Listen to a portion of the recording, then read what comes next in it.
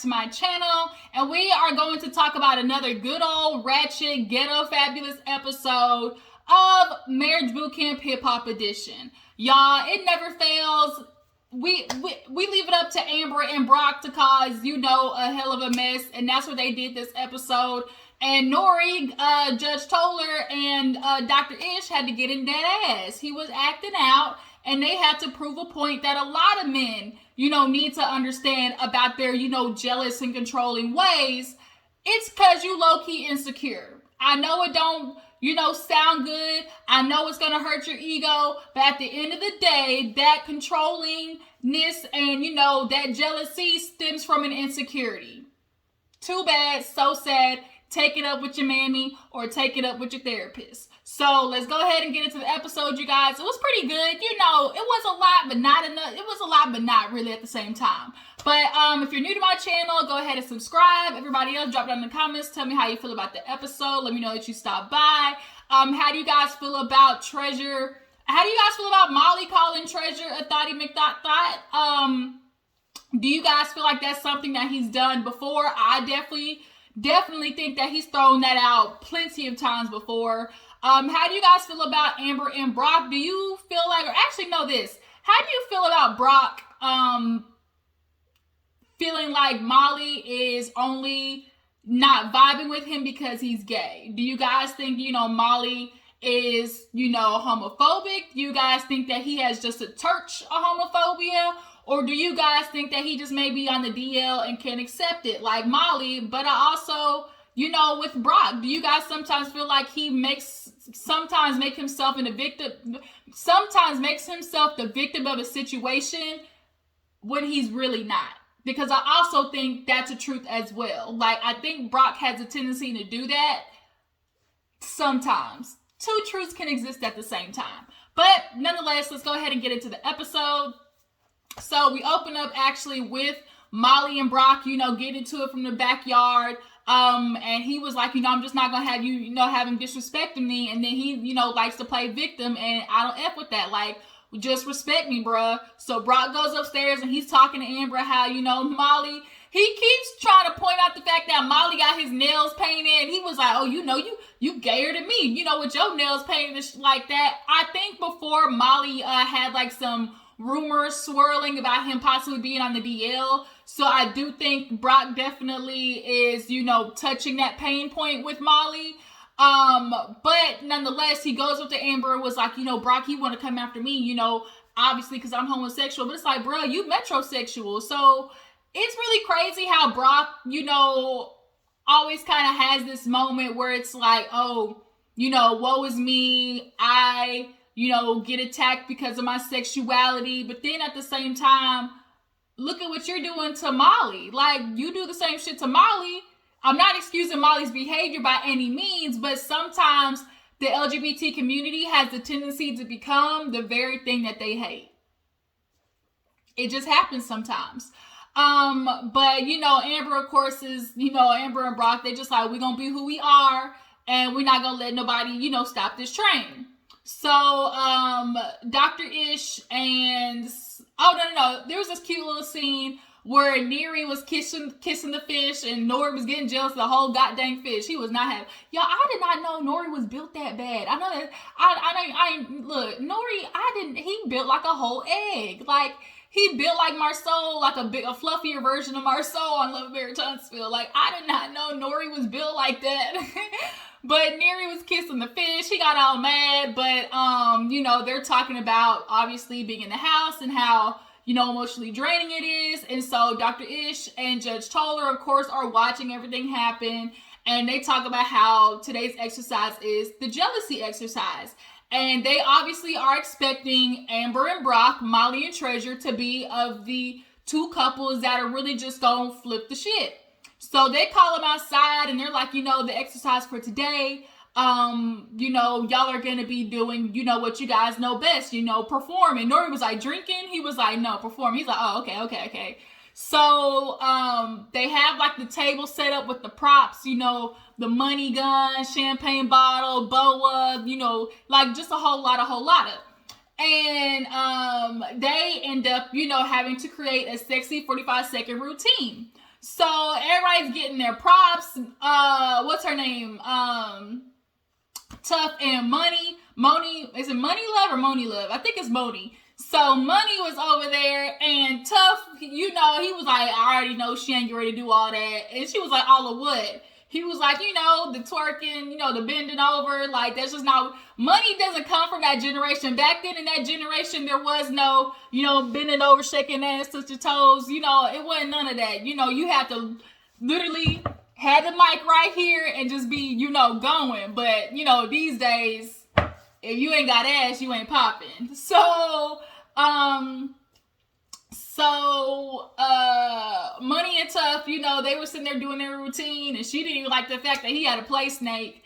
Nori and Neri, she was trying to do some Patrick Swayze dirty dancing type shit. Amber and Brock, you know, they was like, shoot, this is what we do. We make music together, we perform together. Shoot, this ain't nothing but a G thing, baby.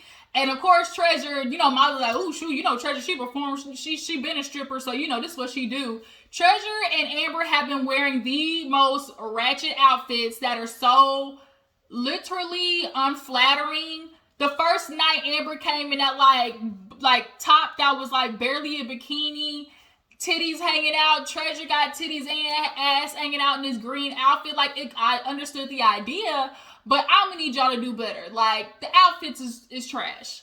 But, you know, after their time of practicing, they get done. Dr. Ish was like, but you know, here we always got a twist, right? We switching partners. And so, of course, Neri gets Tough, Moni gets Nori, Amber gets Molly, Treasure gets Brock.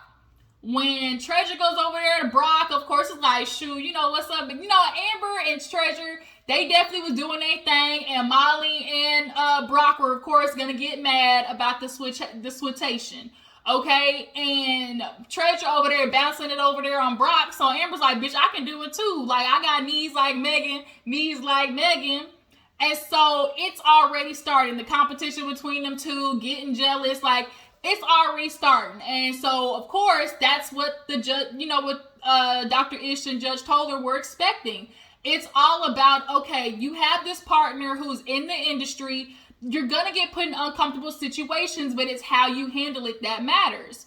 So everybody else goes inside. Nori, he got to go over there and smoke because he ain't liking the fact that Tough is with Neri. He's like, I don't like it. I don't never like nobody looking at my woman, touching my woman. And Neri, this is something they've experienced before. Neri's like, yeah, he does this all the time. Like, when I try to go out with my girls, he throws a fit. He's jealous.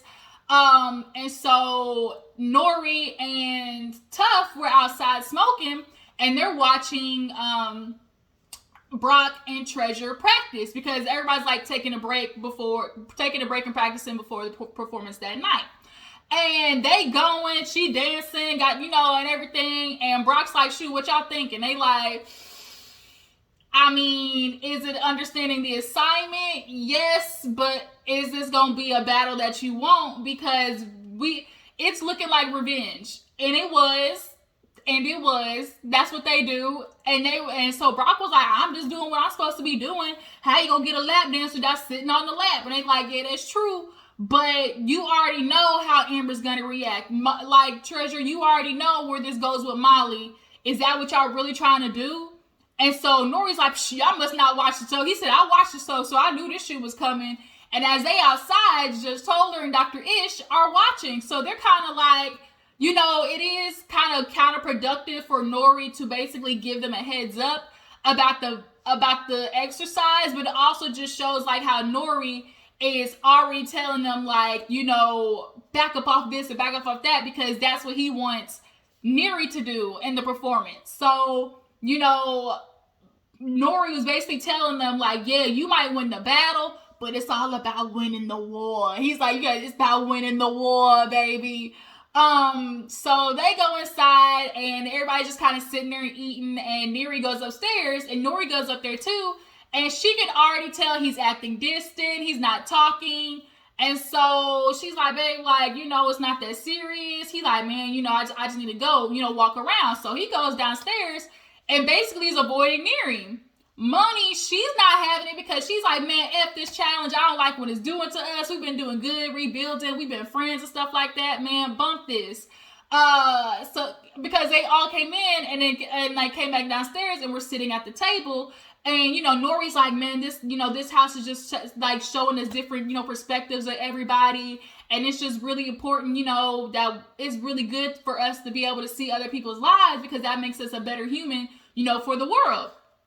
So then all of a sudden, Molly is just all up in Amber's ass. Oh, you know, Amber, you know, you real cool chick. And, you know, if you ever need, like, you know, writing or music or whatever, like, I got you because, you know, women's the movement right now. You know, women are having a big push. And, you know, you got the personality and the passion for, you know, I can always help you out.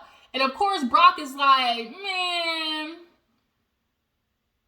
nigga. Like, he was over there like, nigga. Like, didn't nobody ask for your help. So Nori and Neri are kind of sitting on the couch, and she's like, what's up? Why you ain't come back upstairs to check on me? He was like, I need to check on you. And she was like, well, you said, like, you could have came, like, back up there. He's like, well, did you need anything? And she was like, no. And everybody's picking up on the energy of it being hella passive-aggressive. So they start having a conversation, and Amber and Brock were saying something, and Nori low-key kind of, like, shut them down and was like, no, one conversation at a time. And so Brock was kind of like, oh, like, okay, dad controlling as fuck, like, damn. And so it's kind of looking like how anytime Neri's in the room or anytime, like, he tends to shut down anything that has to do with Neri, you know, like, kind of raising her voice a little bit. So Dr. Ish comes down to check on everybody. He's asking, you know, how they feeling, and they're kind of like, I ain't liking it, Doc. Like, this ain't for the glory of the kingdom, okay? Of course, he asked Neri, you know, what's going on? And she's like, I'm uncomfortable. He was like, understood. He was like, why are you uncomfortable? Because she's like, I'm touching, you know, somebody that's not my husband. Like, this isn't what I signed up for. And so he's like, I'm going to tell you how Nori said it. You got to trust the process. Like, it's not going to make sense now, but I just need you guys to go full force as if this would have been your partner because, you know, there's going to be a lesson at the end. So he tells everybody to go upstairs and, you know, get their costumes ready for the performance and whatnot. And Treasure and Brock can go upstairs and, you know, they're putting on the clothes. And Brock is like, shoot, you know, doctor asked us to go full force, so I'm going to do it. So they start changing, and Treasure Boy, she got on stripper outfits. Straight up Fashion Nova City, okay?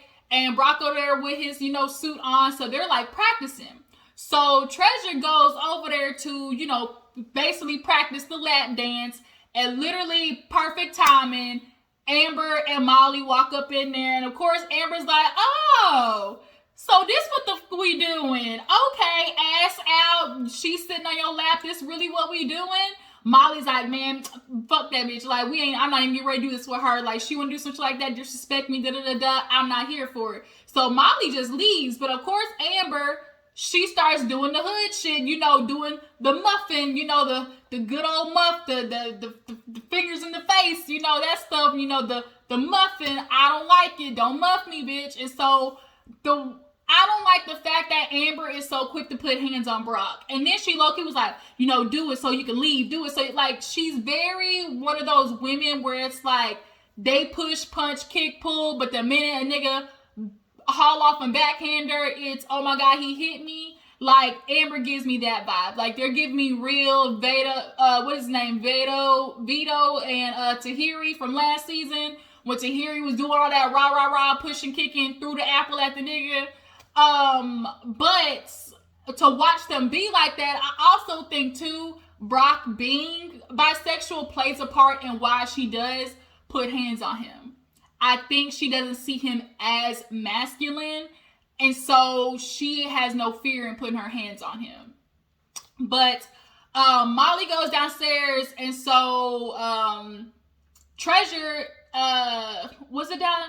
Yeah, Treasure, she was like, Molly, you got a problem? Like, we just practiced. He's like, no, I'm not doing this with you. You know, over there doing that thought shit, you disrespecting me. Like, I ain't gonna be with no woman who can't even, like, who's gonna disrespect me like that in front of everybody. He said, I got, you know, boss bitches waiting for me back then with your thought ass. And it's like, you always do this to me. You always trying to, like, discourage me and this and this and that. And so it's kind of like, it's clear that this is a pattern for Molly. and Treasure. And what also confused me was she was like, "This is business. This is business for you. This is business for you." And I was trying to interpret, did she mean coming to marriage boot camp was business for you? Or if, the situation that they were put in is business? Because this is what he does for business. Like, Money was asking that while they were downstairs, like, okay, if, no, she asked that later on in the episode. Yeah, she asked that later on in the episode. But, she's like, this business for you, this business for you. So, which one you talking about though? Because if this is the industry that you're in, this is professional, right? So it's time for them to go outside, everybody perform and whatnot. Money and Nori go first. Real old school classic, with the 1-2 with the 1-2 step over here. They was real COVID friendly. Okay, she didn't even do the lap dance thing or nothing on him. So then Neri and Nori go, and she at the part. You were supposed to keep the same choreography that you had with your partner with the new partner, and literally 3 out of 4 like shit the bed. Neri, she's doing the same thing with the 1-2 step, and it comes time for her to do the the run Patrick Swayze shit, and she literally fake jumps, and it was kind of like, the fuck? Even Judge Toller and Dr. Ish was like, wow, okay. We see how this is going. Like, okay. So then here come Amber and Treasure. They shit the bed with it. I'm expecting Treasure to get up there and do a little bit, hey. No. She get up there and she freestyle for the guys. She getting on top of the car, shoes falling off and shit. Brock, he jump in the car and trying to make like a little car scene. He over there like, fake driving and whatnot. And he gets out and they end the, performance. That's how you do respectfully. Oh no, because they were yelling. Like when they first got out there, Amber and Treasure were going back and forth talking about, y'all outfit this and that, y'all getting ready to go out here and act crazy, y'all about to be out here wild, disrespectful. And Judge Toller had to check him and be like, I've been here all day, looking at videotape, looking at footage, y'all gonna respect me when I come out here. She had to check him, okay, and they was like, we sorry, we sorry. But yeah, so then Brock was talking and all that shit. He's like, yeah, because that's how you do this. That, that's how you respect somebody. That's how you do it. Amber's like, man, shut up, because you was practicing anyways. And that is true. It's like you was practicing all freak nasty, so it really don't matter at all. Like the point, like the gist of what was supposed to happen happened. Like you didn't think about the respect until after somebody had to mention it to you. Like, you was getting ready to go out there and go whole, freak Nick. Like, for real. And that's when it came time for Amber and Molly to go, boy, freak Nick did they do. Amber took off that robe, titties out. Like, she went on top of Molly, was bouncing and shit. Like, everybody was like, oh, okay, this is rated XXX. This is rated R, okay? Nori was over there like closing his eyes. He was like this. Everybody was kind of like, damn. So they get done and Brock is over there fuming, just disrespectfully nasty. Like, I can't believe you did this. Like, and so basically Amber and Molly won because they actually, fully did what was asked. But the lesson was of the, jealousy and controlling your emotions when your partner's in a situation that they're not in control of. So, when Dr. Ish asked Nori, like, how do you feel? He's like, Doc, I don't like it. I don't like a man looking at her. And it's almost like possessive. Like, it's understand, like your woman or whoever you're with is not your property. So for you to, like, be like, all mine, like, it's crazy. Like, your partner has to go out there in the world and you have to trust them. So he's like, he's like, what is it? He was like, man, I'm jealous. And so he was like, but why? He was like, he's